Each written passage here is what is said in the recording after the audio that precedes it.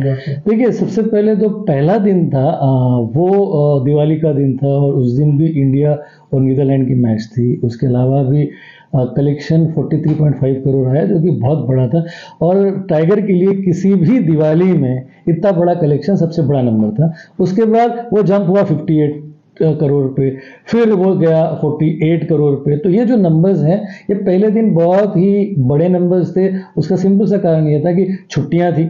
सलमान खान की फिल्मों को देखने के लिए सारी भीड़ आती है, सारी गर्दी आती है। तो पहले 3 दिन में अगर ये 148.5 करोड़ का बिजनेस करती है तो ये अपने आप में बहुत बड़ा कीर्तिमान था।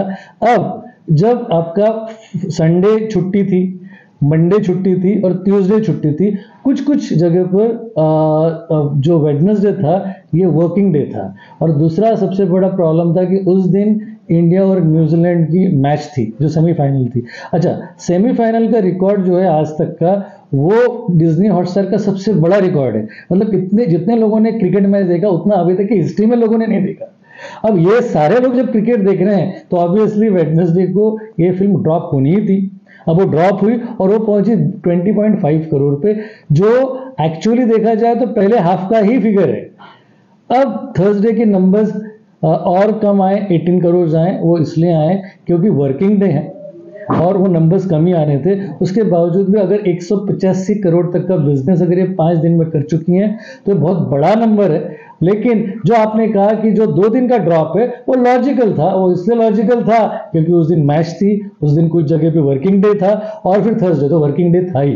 सर, जो लाइफ टाइम कलेक्शन है वो कितना देख रहे हैं आप? जैसे जवान या पठान ने जिस तरह का 1000 करोड़ का बिजनेस किया, क्या टाइगर उस मुकाम को पा पाएगी? क्योंकि जिस तरह का कलेक्शन जैसे कहा कि ड्रॉप दिन ब दिन आ रहा है, क्या लगता है आपको इस बारे में? मुझे लगता है कि जो हमारी अपेक्षाएं थी वो ये थी कि ये 200 करोड़ और 300 करोड़ की फास्टेस्ट जाने वाली फिल्म रहेगी। लेकिन जो ड्रॉप आया है उससे मुझे लगता है कि थोड़ी सी पेस कम हो जाएगी। लेकिन हाँ, ये जो लाइफ टाइम है ये भी किसी भी तरीके से 300 350 डोमेस्टिक कम नहीं होगा।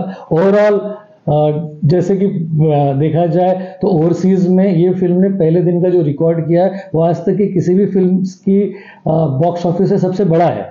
इसके लिए हो सकता है ओवरऑल ये जवान और पठान के करीब पहुंचे। तोड़ने के आसार अब थोड़े से कम नजर आ रहे हैं क्योंकि ड्रॉप जो है वो काफी बड़ा ड्रॉप है। तो मैं थोड़ा सा पहले बहुत ज्यादा मैं बुलिश था कि 200 और 300 करोड़ में बहुत फास्ट पहुंचेगी, लेकिन कहीं ना कहीं ये फिगर्स करेक्ट होने लगे हैं। तो मुझे लगता है कि रिकॉर्ड तोड़ेगी तो नहीं, लेकिन उसके करीब तो जरूर पहुंचेंगी। सर, इसके अलावा सोलो रिलीज है नेक्स्ट वीक में, एनिमल और सैम बहादुर रिलीज होने वाली है। क्या लगता है तब तक मतलब टाइगर को अच्छा चांस है बिजनेस करने का?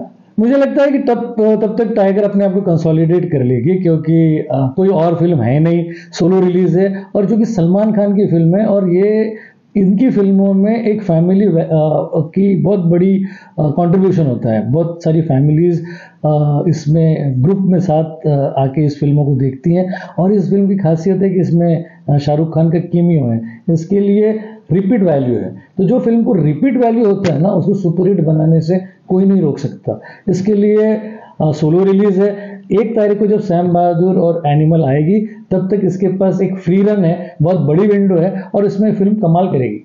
आखिर में सर, एनिमल और इसके लिए क्या कहना चाहेंगे आप? सैम बहादुर के लिए क्या क्या प्रेडिक्शन होगा आपका? मुझे लगता है कि देखो, एनिमल और सैम बहादुर के हाल वही है जो हमारे वक्त गदर 2 और ओ माय गॉड 2 के थे। इसमें गदर 2 बहुत बड़ी फिल्म थी, ओ माय गॉड 2 कंटेंट पे फिल्म थी और एक अच्छी फ्रेंचाइजी थी। सेम एनिमल और सैम बहादुर का। एनिमल ये सुपरस्टार की बहुत ही बड़ी फिल्म है और बहुत बड़ी रिलीज होगी। सैम बहादुर कंटेंट ओरिएंटेड रहेगी। वो मेघना गुलजार ने बनाई है जिन्होंने इससे पहले राजी बनाई थी, इसलिए कंटेंट बहुत जबरदस्त रहेगा, वो भी फिल्म चलेगी और एनिमल सुपर हिट होगी। मतलब ये मुझे लगता है ऐसा एक और उदाहरण हुआ था जब गोलमाल 2 और फैशन रिलीज हुई थी। अब गोलमाल रिटर्न्स और फैशन 2 ये दोनों बहुत अलग जॉनर की फिल्में थी, लेकिन दोनों दिवाली के वक्त रिलीज हुई थी और दोनों सुपरहिट थी। तो जब गोलमाल और फैशन ये सुपरहिट हो सकती है तो ये एनिमल और सैम बहादुर है, ये भी दोनों सुपरहिट हो सकती हैं। शाहरुख खान की फिल्म है और पूरी दुनिया में, देश में जो शाहरुख खान की लोकप्रियता है, उससे बढ़ के किसी की लोकप्रियता नहीं है, इसलिए डंकी 20 रहेगी।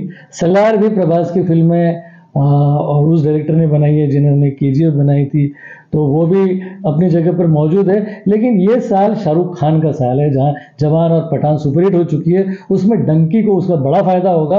और अगर आप डंकी और सलार में मुझसे बात करोगे तो मैं यही कहूँगा कि डंकी ये 20 रहेगी और सलार ये 19 रहेगी। Thank you sir.